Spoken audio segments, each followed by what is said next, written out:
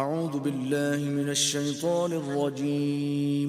بسم اللہ الرحمن الرحیم اللہ کے نام سے شروع جو بڑا مہربان نہایت رحم والا۔ سماعون للكذب أكالون للسحت فإن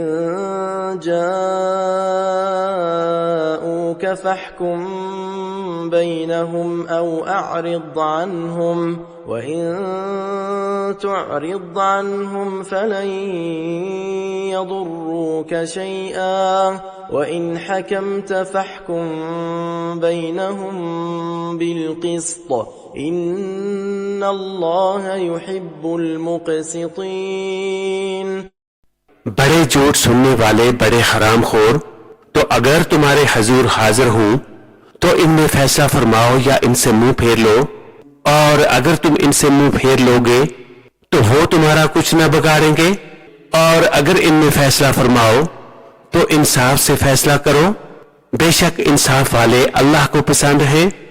وكيف يحكمونك وعندهم التوراة فيها حكم الله ثم يتولون من بعد ذلك وما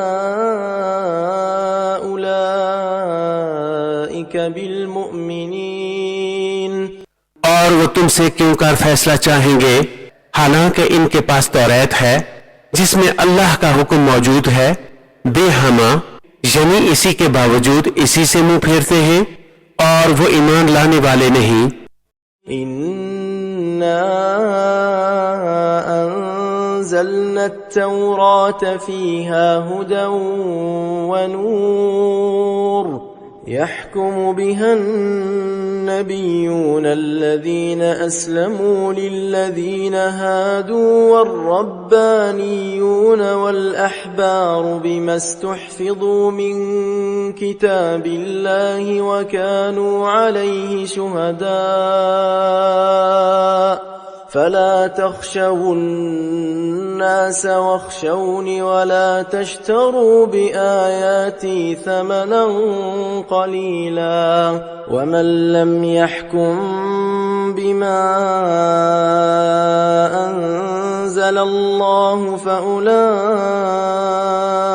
هم الكافرون۔ بے شک ہم نے توریت اتاری، اس میں ہدایت اور نور ہے، اس کے مطابق یہود کو حکم دیتے تھے